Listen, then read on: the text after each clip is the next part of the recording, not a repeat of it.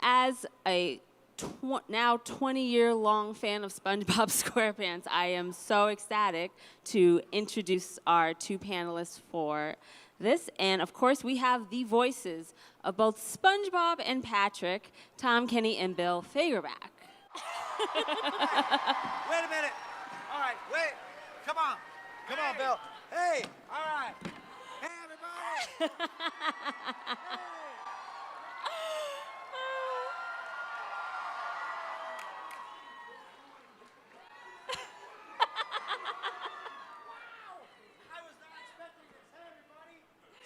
I couldn't hear, London, I couldn't hear anything back there. Oh, I was like, did she introduce us yet?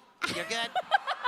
Well, we're just waiting. You're good, you're good, you're good, you're good, you're good. Look, they have our names on both sides so we know who we are. So I don't forget. Yeah. Tom Kenny, got it. So SpongeBob has been on for now 20 years, and when you started working on the show, did you ever think that it would be such a huge part of popular culture? That's a good one, London. That's a good one. Because I didn't think that. Tom, did you?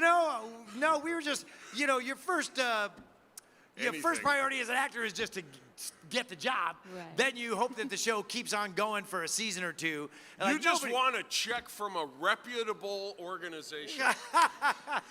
Yeah, you just hope the check clears. But then within a couple of seasons, it became obvious that this show really had legs, and that people really liked it, and that multiple generations liked it. And now 20 years later, it's become this thing where it's really mind-blowing, where sometimes you'll see grandparents, parents, adult kids, and their kids, and it's 4 generations, and that's that's when you start to feel like you're a bazillion years old. Yeah. Was there a moment in this entire run where you realized that, wow, this show is basically a phenomenon? Was there something that made you realize, wow, it's when huge... the show started when my daughters were 5 and 7, and I realized we were doing something pretty special when every time I rolled into the elementary school to pick up my girls, I felt like Ringo or Paul or all these kids, Patrick! I go, wow. Well, and it's funny, our kids are in their 20s. And I also have a daughter who's still a teenager, who's in high school. And I was at her high school play last night. My kids are 6 years apart. And just hanging out in the hallway, after the play, SpongeBob still means something to high schoolers now. People who are high school age now, they still love it. You're going to the play tonight? Yeah. They're gonna go bonkers. So it's funny. Like I said, the longevity of it is something that you don't often get a chance to experience in this business. Everything's kind of ephemeral, especially now. Yeah. Right. Stuff will be really huge for a minute and then utterly disappears, So stuff burns really bright and really hot for a really short amount of time. It's hard to get over 15 minutes, that 15-minute allotment. SpongeBob's had so many more minutes than 15. We are thrilled. 20 years. Yeah, thank you. Yeah, because of you guys. It's really gratifying. I mean, I don't know that we've ever had or ever will have another job like this where there's just something about the character and the stuff people say to you. Like even at my table today, somebody was saying that they're a more tolerant, open-minded person because of SpongeBob. And they said she was saying at first she didn't even want to watch SpongeBob. She goes, when I first saw it, I thought it was stupid. And I said, yeah, you're right. It is. Yeah. It's stupid in the most brilliant possible way. And Capital S. And that's Right. Hillenburg. That's Hillenburg knew exactly what he was doing. Yeah. Yes. Well, speaking of Hillenburg and the incredible work he's done, can you talk to us a little bit about your work with him? Sure. Hillenburg was a very unusual person. I could tell the first time I met him. Stephen had auditions in a conference room. He had one of those little old school cassette decks, and he played. He already had Tom as SpongeBob, what was then Sponge Boy. And he played me Tom on the cassette deck, and then I spoken to the microphone for his cassette deck, my best idea of what Patrick might sound like, and so I knew right away he was a different cat, a different animal, and sure enough, he did the session directing our first 3 seasons, and he would sit in the room with us recording. He'd set up a table and he'd doodle, and he would just make notes and then give us notes and just be, I'd love to have some of those doodles. Yeah, and so much of what you just said, Bill, just goes to Steve being a really organic person. You know, he's recording the auditions on this crappy little Kmart low-tech cassette deck. You know what I mean? Yeah. And drawing on Post-it notes and. Steve was just, he didn't care about money. He didn't care about fame. If anything, he thought that stuff kind of got in the way of his creativity a little bit. So, he was much more just, an artist, a surfer, an environmentalist, an ocean science enthusiast, a sculptor. He was just an amazing really a Renaissance guy, a Renaissance man that really didn't make any big deal about how Renaissance he was. No. He really, really humble and beautiful and just really, like Bill said, highly unusual, yet you just instantly liked him and fell in love with him and wanted to please him. You just wanted to do a good job for him. It's so satisfying to make him smile. Yeah, to make him smile was one of the most, you just felt like that was its own reward, because you just liked him so much and you wanted to help this vision that he had that was, 110% him. All came from him. And then, at least for myself, I just felt that I was just the voice aspect of that. I was like that one a chromosome of the character, and I just wanted to be that the way that he heard it. And like I said, you just wanted to help bring this thing to fruition in your own small little way. He also gave us a lot of leeway. It was 100% his vision, but he was also secure enough that once he picked you for the job, imagine that. He would let you, security. And he was a secure person in show business, and he would actually let you run with the ball, and that continues now. They give us a lot of leeway with our characters because Steve did. We're just glad and amazed that we're still sitting up here with all this. Wow. Yeah. Thank you, guys. Thank you. Thank you. Kind of going off of the kind of creative freedom that you discussed in your voices, both of your characters' voices are now very distinct. And did Hillenburg help you kind of find the voice for your characters? And if so, was there any inspiration outside that made you find SpongeBob's voice and found Patrick's voice? Like, where did that come from? Because now it's just seared into... For me, it was since he already had Tom. Like I said, he played Tom's voice. He didn't really steer me. He just said, I'm looking for Patrick to balance with SpongeBob. So it was like about tones, tonally, like this is the tone that Tom is speaking in. What tone, Bill, do you think would go up against that tone? Tone and rhythm. Yeah, like those two sounds are kind of cool together. And and that's one hat that I didn't mention that Steve wore is that he was also very musical, and played guitar himself and was really into music. I know, talking about outside influences for me, when he brought me in, since Steve was not an actor, that was one thing he didn't do and didn't want to do, was being an actor. He could do practically everything else. But so he never did a voice for me and said, this is what I want you to sound like. He just said, this is who SpongeBob is. He's half grown up, half a kid. He's got a foot in either one of those camps. He's half a boy and half a man. He works a job. He lives by himself. but he also goes to school, and when he gets together with his best friend, they hold hands and skip around like they're 4 years old at pre-K. So he said, so what I'm thinking of, he said, Pee Wee Herman, a Munchkin from The Wizard of Oz, Jerry Lewis, Stan Laurel from Laurel and Hardy. Those were all things that he threw out there. And he said, just mix all that up and see what you come up with. And you know, especially with the Munchkin thing, follow the yellow brick road, you know, what came out. Got it, fine. It was kind of one of the easiest jobs I've ever booked, ironically. Also, by far the longest lived. Casting you to do that and what you contributed to the character was so perfect. Oh, thanks, and Bill. also the fact that I guarantee you most voice actors trying to do SpongeBob, they wouldn't be alive anymore. I mean, their voices would not be alive anymore. Tom has a remarkable instrument in there that is dazzles me every second. Thanks, Bill. Aw, thanks, Bill. Ooh. I'm glad you like my instrument, Bill. It's no Squidward clarinet, but it'll do.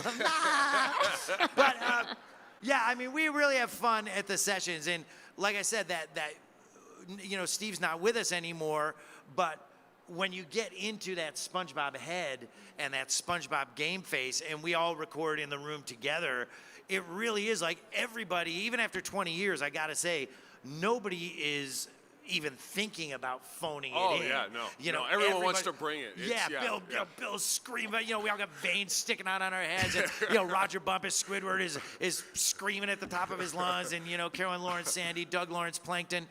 You know, everybody's just, you know, I really feel like 20 years ago was 2 weeks ago, right? Like, I feel like we're still learning new things, you know, as performers, as actors, about these characters, like weird places where their voices can go, weird sounds they've never made. And the animators are finding new stuff too. Like when we do a new episode and you look at the storyboard, you go, wow, I've never seen Patrick make that face before. Like, wow, that's like a super ugly drawing of SpongeBob that I've never seen in 20 years. That's great. So everybody, even after 20 years, you're still trying to bring it. It's not like there's some formula and the guardrails are on the road, You must and serve you the just formula. do yes. Yes.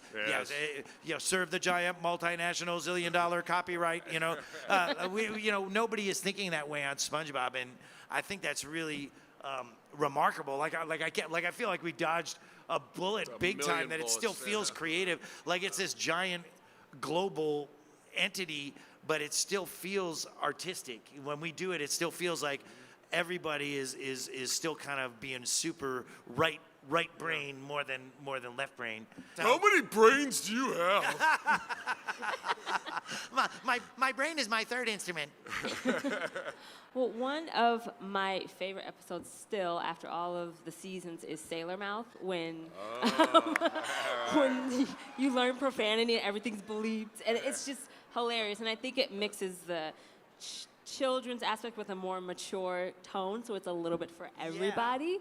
And I think that show is that's one of the reasons why the show is still so popular, because it's for kids and adults. I think you can get both out of it. Do you have either just your favorite episode or one that kind of gives a balance to both that would appease the whole audience? That services the adult and the kid. Yes. I can tell you the human element of that was we were meeting some fans down at the San Diego Comic-Con, and this family came through, and it was a mother, the dad, 3 kids, 9, 5, 2-year-old in a stroller. They were all dressed like Patrick. The entire family. It made me so happy. What an amazing thing to see. Yeah, I love Sailor Mouth too. You know, to me, that's just a great idea, and it could almost work as an episode of a sitcom like Leave It to Beaver or some old show like that, Yeah. where, you know, everybody probably has a similar experience as a little kid, where you picked up a word somewhere that you really didn't know what it meant, and you go around throwing it around to people, and they start freaking out. You know what I mean? What did you say? What did you say? Like, what? What I do? You know? And so, even as weird and surreal as Bikini Bottom is, like, that's a relatable incident that can happen. Like, I remember my kid when my son was little and he got sent to the principal's office in like second grade because he used the F word, you know what I mean? And we're like, what, you know? And then and we questioned him. It turned out that the F word that he had used was fart. Like it wasn't even the F. We're like, Mac, where did you learn that word? And he said, fart. I've always known that word, you know? I'm like, that's the F word? They put you in the principal's office for fart? Why are they wasting our time? Farts are funny, dang it. And so, yeah, SpongeBob always straddles that line. Like, it was never meant to be a children's show meant for kids. Like, nobody was ever writing to children, right? Like, none of the writers are going, oh, what would a 5-year-old like? Or what would an 8-year-old like? What would a 9-year-old like? It's just, you know, I think animators, storyboard artists, and animation writers, the job they always want is a job where they get to amuse themselves. They don't have to worry about writing to a pocket of a sensibility. They get to do what they really want, that something that inspires them, and we have the right writers and storyboard artists, that's for sure. And I think they really appreciate. And they've been on the show for a long time, you know. So like the animators and the writers are people that we know, you know, that are on the show. It's not like we never see them or it's always new people or whatever. And I think animators and storyboard people and voiceover people, we're all kind of the same. Well, we're all the kid that got sent, you know, we're all people that are making a living for stuff that, like, got us in trouble in 4th grade. You know what I mean? Right. Like, and now we're paying. The only reason I have a house is the stuff that got me in trouble in 4th grade. You know what I mean? Like, otherwise, it's straight to the cardboard box under the bridge for me. You know, I have no plan B. So One thing I love about Tom is, and I love it as much now as I always have, he can't say the word animators without doing this. Yeah, a little OCD. Animators, guys, just in case, animators are people who draw, okay? All right? Love my God. I've never realized that I did that, Bill, and now I'm...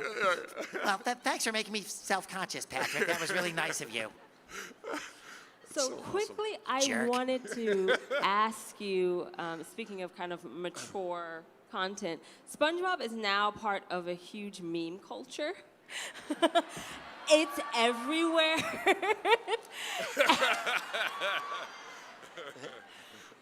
That was the one that started it all. What are your thoughts on that? It just grew out of nowhere, but it's everywhere. Everyone uses them.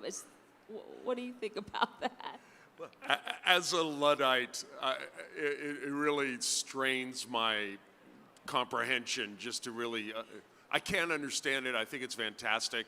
I think it's wonderful that people get to interact with things that amuse them in a way like that. And I certainly never envisioned something where people would merge Patrick's face with Julia Roberts' face, which is my favorite Patrick meme. I know. Like, how did that even happen? Like, somebody had to have that thought, then laugh at it, and then go and Photoshop it. Yeah, you know, it's a lot of trouble to make a meme. And then you got to put it out there, and then you're just hoping that other people will find it funny too. You know what I mean? I love because the meme makers, age-wise, the people that make the memes are people that grew up on SpongeBob. So to me, it's just kind of this cool. Like, I'm still getting my mind around it, you know, this cool, like, beautiful cycle where people who grew up with SpongeBob in the pre-internet age now are kind of taking elements of SpongeBob and turning it into this high-tech folk art almost, and like, and putting it out there. I like that. And then another part, you know, the people that make the memes, and so the thing. And then there's another layer to this that I've noticed just, you know, at the last couple of cons I've been to, is that now they have collectible figures made from the memes. So now we're signing the memes that were unofficial folk art made from SpongeBob. It's like, you know, it's just like pop culture eating its own tail, you know, it's kind of cool. And no one appreciates it more than Steven Hillenburg. He got enormous pleasure out of seeing what people would do. I remember once someone went to some island in the Pacific and brought me back a Christmas tree decoration that was a la the first film, a dead sea star, a dried sea star with googly eyes on it, painted shorts on him. Like and, super creepy Etsy. Yeah. Yeah. And stuck and glued a yellow sponge with googly eyes to it. It's just like that. Steven loved that. Yeah. Yeah. Because it was somebody trying their best. You know what I mean? It was somebody trying their best, and they sold it at a gift shop, and it looked kind of bad, you know, and weird, you know, inappropriate maybe.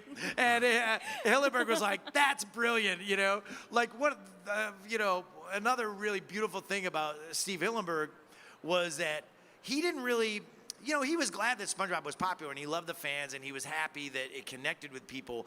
But like in terms of all the merchandise and all the stuff that they made with SpongeBob on it, he did not own any of that. Like he didn't have any of it. Like you know, it was cool, but he didn't really care that much enough to own it. You know, but what he did have in his office.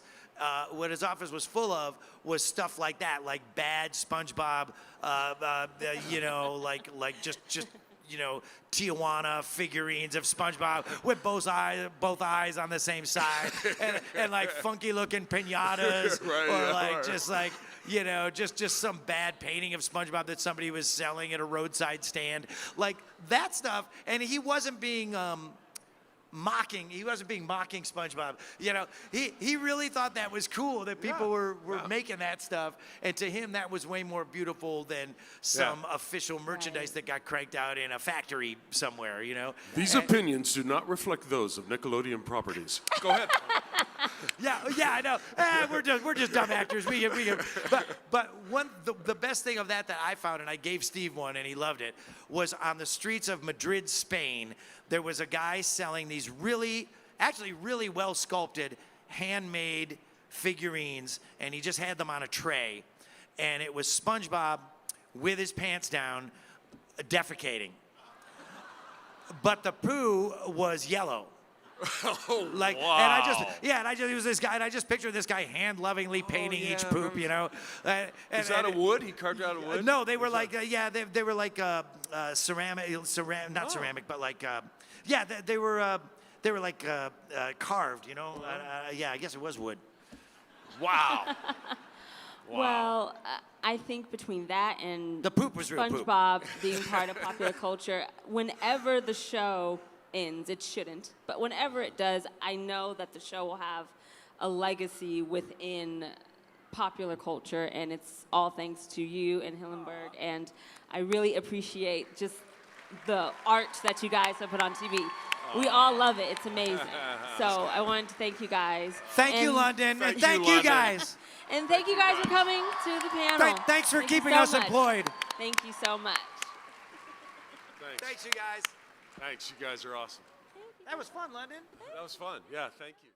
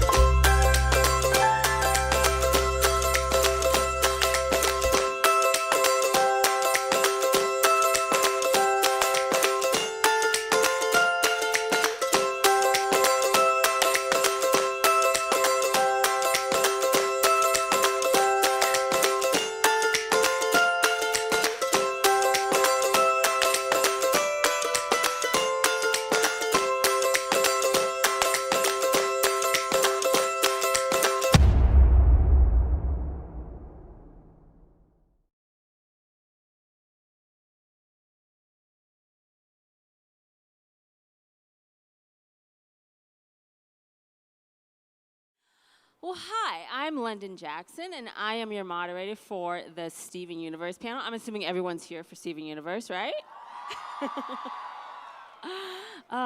This is my third year moderating Steven Universe here at LA Comic Con, and these women are so amazing, and I love talking to them. So let's just bring them out. Let's just start. So our first is Dee Dee Magna Hall, who is the voice of Pearl.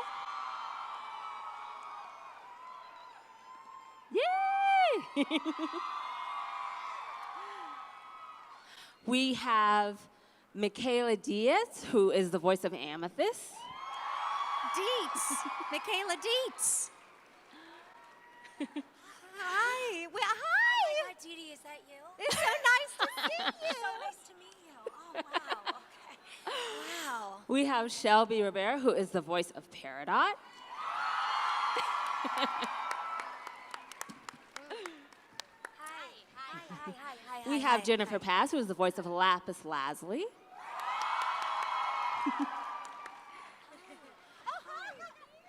What are you doing? And we have Grace Willick, who is the voice of Connie. I love Connie.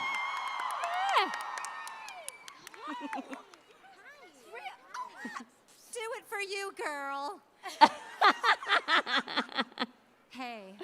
Oh, wow. So thank you all for being here on this panel. I absolutely for having I know. us. I love the show, and I know everyone does too. And looking over the incredible 5 seasons and even the Steven Universe movie, this show is amazing because we get to know your characters and the ensemble cast, and we just dive into this whole literal universe. Can each of you talk about what sets this animated show apart from others that are on right now, and why you think it's so special and has such an amazing fan base? Well, one, we're on it. This is true. Sorry, that is not true. very nice. I love that the show is, can you hear me? Oh, hi, you guys are so beautiful. Hi, I don't even have my glasses on.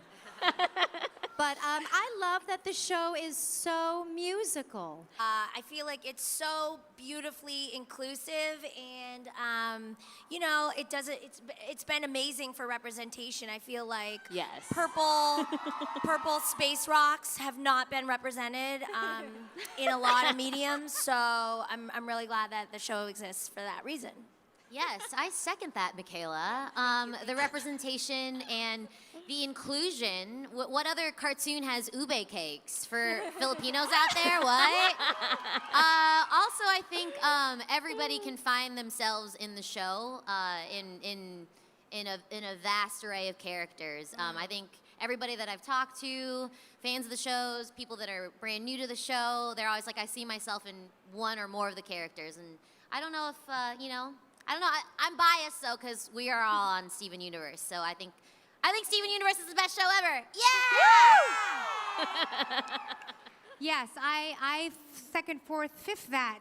And I just also love how these themes just kind of like sneak up on you. Like something just so seemingly like, oh, this is just kind of throwaway stuff. But everything is so meaningful, and there's like so much like deep meaning in everything. And it just the character payoff with everyone's story, you just think something is just kind of a throwaway thing, but then there's like so much great payoff. So, and I love how that really just sneaks up on you, and you're like, wow, this is deep, right? Yes, Yeah. definitely. Piggybacking off of what everyone has said so far, I mean, there's just so much love that is put into the show, and I feel like it's hard to not see that when you're watching it, because everyone who works on the show loves what they're doing, and it really shines through when you're watching the show. I also feel like there aren't many shows that can show something as terrifying as cat fingers, but then also as like heartwarming as Steven protecting Connie with his shield. So I feel like that it's just a wide range of emotion that Rebecca Sugar and the Crooniverse are able to bring to us. So yeah. Well, speaking of a wide range of emotions, one of the standout moments, particularly in season 5, is when we find out the big reveal about Rose Quartz and the fact that she's Big Diamond. And Wait, what? and I have to say, I had to take a personal day because I was blown away by that. Now, I just want to ask, when did you guys find out about it? Was this set in motion from like the beginning? Was this just, how did that come to be? Because I didn't see it coming. I don't know if others saw it coming, but that's a really big revelation within the show, and it changed everything for Steven and for your characters. So how did you find out about it, and what was your reaction to learning that that's the big secret? So we record on a Wednesday typically, and we get the script on a Monday. So it would be the Monday before that Wednesday, I found out. Pretty much, yeah. Oh, wow. Okay. I found out about the whole Pink Diamond everything reveal when you guys did. I don't remember usually what I ate for breakfast the day before. So it's kind of one of those things when I watch the episodes, I don't like to look at Twitter or social media because I don't like to see spoilers. But when I see it, I'm in silence and I'm in awe. So I don't really know. Did any of us know that that was going to happen? I don't think so because I found it all in real time too, and Yeah, everyone okay. else Oh, wow. was tweeting about it, and I watched it in real time. I was like, oh my gosh, that's what happened. For me, I found out at a later record because I wasn't recording on the episode where it found out. But I think Steven says something to Connie about it, and I remember being in the booth and asking Rebecca, "Wait, what?" Like, and she was like, "Oh, okay." So, and just walked me through it, and I was like, okay. I guess it's just time to start working and not process that like fully. I remember recording separately for some of that episode and watching the entire show from start to finish in real time was when everything sort of synced in for me personally. But I'm much like, what is that character, you know it. The one that knows things after the fact. That's me in real life. IRL. good, Dee Dee, good. Well, Dee Dee is so hip. Yeah. I am so hip, hip, Dee Dee. you guys. Dee Dee is such a cool mom. I'm embarrassing my bird mom. children right now. Do Sorry, it more. kids. Was there anything that when you went in that Monday to find out about it for Wednesday, did you have to prepare kind of how Pearl would react? Like, did you take emotion from somewhere else? Or how did you kind of bring out that kind of brilliant performance that you did in the episode? It was a lot. I mean, it's all Rebecca and the Crooniverse. I mean, they write such wonderful words and beautiful music and draw beautiful, backgrounds and characters, and they have so much backstory. All of that is there for me to just dive into, So I really rely on the material and the voice direction from Rebecca and her team, and that's really how I get to any of the places that I go in the show. I don't really feel like I need to go elsewhere to get the emotions. I mean, this show's got enough feels as it is. I mean, can you agree? Hashtag all the feels. Right? All the feels. Definitely. Every single one of them. So I just wanted to ask, since there are different fusions, what's your favorite fusion, even if it's not with you, but what's your favorite fusion? And kind of what do you think fusion represents in the show, in that universe? What do you think that means to you when fusion happens? I think my favorite fusion is smoky quartz. And to me, I love it because Steven and Amethyst really bond in this very vulnerable time, and they learn how to depend on each other. And I think that's a beautiful thing. I don't really know how to define a fusion. I feel like that's a Rebecca question. But I love them. I love fusion. In the movie, when Obsidian forms, Yeah. my mind was blown. Oh, yeah. I was like, first of all, when we saw the movie, I was with my best friend Luke, and we're sitting in the front, and the whole time we're just snapping my fingers because I couldn't make any noise. But all you could hear was me and him go, yes! Yeah. Like every 20 seconds. I was so excited. Can and when confirm. Obsidian formed, I wanted to stand up, but then it was going to be really, really not, it would just be inappropriate, obviously, in a huge theater for me to just like stand up. But it was one of those jaw-dropping moments that like I got chills. So Obsidian would be my favorite fusion. However, I think fusions are It's kind of the unsaid. You know, like when you feel energetically with someone or something, and you know you guys are on the same page, or maybe you knew each other in like a separate life, and you come together and it's like your mind is blown. You either like you really know somebody, or you feel like really attached to something. Like my dog. I feel like if my dog and I fused, I don't know what the word would be. Charby. Charby? Yes, Charby. Charby. But I feel like that's what a fusion is. You take two energies and you bring them together and you're stronger together.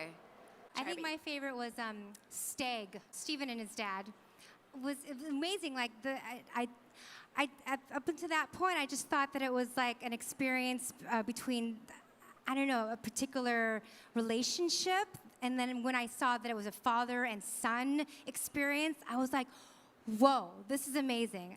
That was one of my favorites, I think, that just really stuck out to me. And Stevani, of course, was my like, when I first saw that happening, I was like, this is the first time we're seeing this kind of thing on a cartoon in an animation. This is incredible. And I remember like looking at my son and seeing, and you know, just experiencing it through his eyes, and it's just like a normal, fun thing for him. Like, oh yeah. So like every time he sees Garnet, he's like, Mommy, that's, you know, she's a fusion of Sapphire and Ruby, and he understands that kind of experience with two people that love each other and share an experience. So I love them all. Yeah, I also love Steg. That was an awesome moment for me. But I think one of the things that stood out to me is, I mean, we know that Greg wanted to be able to fuse with Rose Quartz. And so to be able to see him have that with their son is really cool. I like Opal. Opal for Opal. Opal for Opal. Yes. Opal's beautiful. Yes. I wish someone would do a Steven Universe Jurassic Park crossover and have a Stegosaurus. Oh my. Just putting it out there. Wait, but Michaela, would the arms be short or long? All four arms? I don't know. Maybe they're guitars. I don't know, man. Sick. Somebody. I don't know. Fan art. Please. With sharp teeth. Someone get on it. Okay, well, since you guys mentioned Steven Universe, the movie, I, first of all, love the soundtrack. I listen to it on a loop. I do. Is there a particular song from that, or just the entire series, that has stood out to you the most, or is your favorite? Since music is such a big deal for the show. Wow. Other Friends is Yes. like on heavy rotation in my house. Same. Give it up for Sarah Styles. Yeah. Versus Spinell. I love the kind of beat swing sound it has. It's like electro pop Yeah. swing. I don't know. Ding, It's ding, good. Oh, whatever the it is. reboot song? No, This- it's still Other Friends. yeah. Yeah. I really like Drift Away. Because that moment for me when watching the movie, I really saw Spinell's character arc, and it was so tragic. I'm like, I totally get you, Spinell, why you're like that. You were left for how many years? 600,000? Over Too many 6,000 years. 600,000, right? It's a long time. Something. And it was just so beautiful. Her voice, the way Sarah Styles sung that, and the lyrics of it. I think for me, I was like, this is something really special when I heard Drift Away. And we all understood why Spinell is the way she is and why she treats Steven the way she does. And I think it was really earned, that moment of the heart turning upside down and her lashes, you know, she's crying. It's just genius. Genius. I agree. I think that some tracks that I love that we don't often talk about are all the instrumentals that Ivy and Sarashu create. Yeah, for sure. And I think throughout the series, and certainly in the movie, these tracks really enhance the mood and the feeling, but without overpowering each moment. And I mean, talk about genius. Ivy and Sarashu are, whew, they make me feel things, you guys. I second Yep. that. My friend told me she was listening to the soundtrack at her house. She's here with her kids too, and she was saying, "Hi guys, the mama bears over there, Mama Papa, see them, and baby bears." I was telling me that she was listening to the soundtrack, and in all of the little intervals between the songs and every song, the instrumentals, her kids were telling her what was happening during that time during the movie, like all the scenes that were happening in between, which I thought was really kind of cool. You know, that they could hear that. Julian does that too. He'll narrate what's what I'm trying happening to say. during the instrumental break. He's like, "Oh, this is when Steven goes into Lion," and I'm like, "You're right." Yeah, he just knows. Yeah, I love it. Love but it. my one of my favorite songs. I love all the songs, but one of my favorite songs is your song with Zach? Oh, that song makes me cry. Shout out to Zach, living his life. Voice of Steven. Miss my Zachy. Oh, No matter what. yeah, no matter what. That was so fun to record. Because I just got to be in the booth with Zach and like try to do whatever he did. It was great. Yeah. It was so sweet. I love it. Well, before I believe we can ask the audience a couple of questions, I just wanted to quickly ask if you found someone who has never seen Steven Universe before and they're like, what one episode should I check out? What episode would you Oh, recommend? God, that's hard. I think watch the movie. Yeah, I would say that too. Yeah. That's a Maybe Mr. Greg would be a fun Oh, one. yeah. That's a good one. There's just so much that I don't think one 11-minute episode does it justice. Or even if you watch the 42-minute one, the finale, or the finale of the last season, I would say the movie, just go straight for that 62, 64 minutes. Yeah. Why not? it's And a then good you go like back Cliff's Notes version of everything, right? Yeah, the movie. So watch the movie. if Watch you the haven't. movie. Watch the movie first, and then go back and watch the entire series. There you go. Or just the Uncle Grandpa crossover Just watch that one. It's a great standalone. Totally canon. Yeah. Okay, I think we can have a couple people ask questions. By the way, the cosplay I is. You guys are coming strong. Thank you. Hi. Do they have microphones? I think they're going to give a mic. We need and to like we do can hear. a group selfie. Oh, yeah. No, I want to take a. Can I hold it? Is that loud? Okay. Hi. Hi. Hello. Hi. My question is, the music over this show has changed so much since the first season. How has that played into your character's arc, or how has it just kind of affected you outside of the booth? That is a Rebecca question. No? Rebecca question, right? I'm sure it plays a lot. I've heard Rebecca say in certain interviews that when something can't be said, that's when it's put into song and dance. And so there are these really great kind of indescribable feelings or things happening between two people or maybe within oneself, and she's trying to do that through the music. I think once I heard that quote from her, I realized I tried to kind of dig deeper in the lyrics and levels of every song and just see what it was that they were trying so hard to say, especially like with your song and Mr. Greg. And Or also, it's like, over. Yeah. Also, like the different characters are marked by different specific instruments, right? They all have like I know like It's called like a Lapis has leitmotif a or particular leitmotif? piano sound and drums.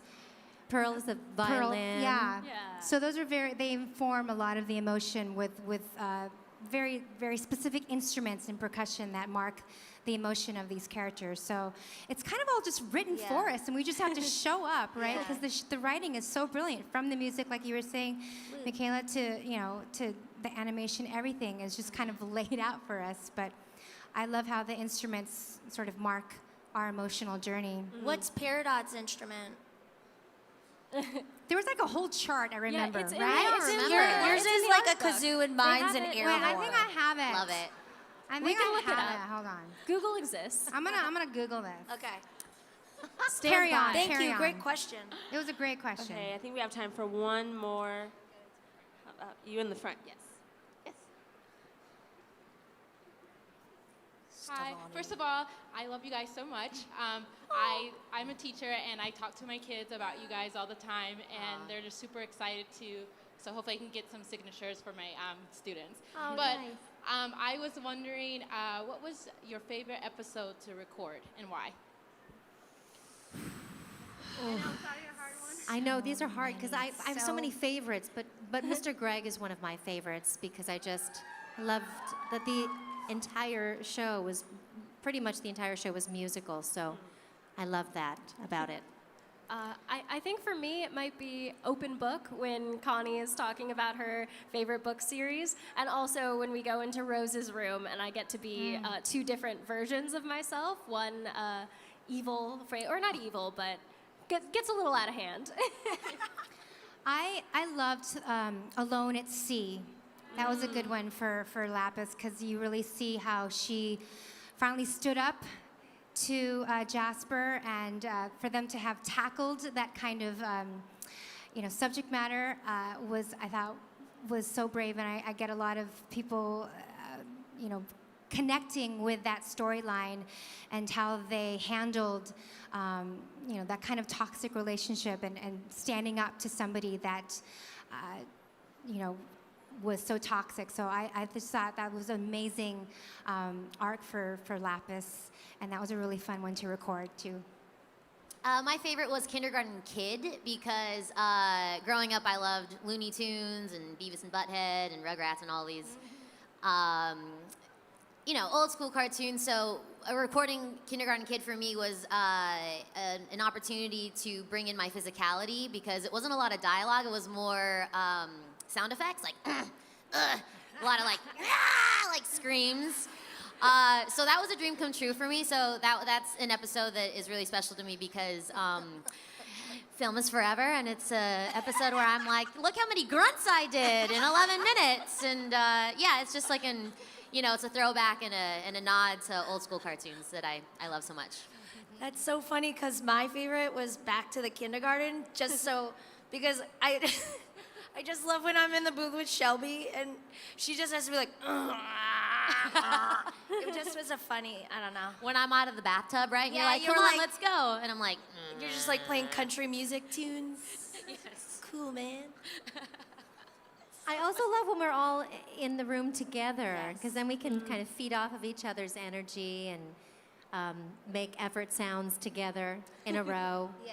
And we have to stay quiet when other people are Right. doing their tracks, and we're like, And not laugh, We right? have to try really hard to not ruin each other's takes when we have a funny read. And I'm just like, Well, I wish we had more time. I honestly do. But we are at the end of the panel. And I wanted to thank all of you for coming up and talking to us about the show. It's amazing, and we can't wait for what's next. Yeah. So I just wanted to say thank you. You guys thanks are for incredible. coming. Thank Yeah. you. Thank you so much for having us. And thank you, Thanks, London, for London. having us. Yes. Thank you. Thank you, London. Okay. Enjoy the movie if you haven't watched it. Oh, yes.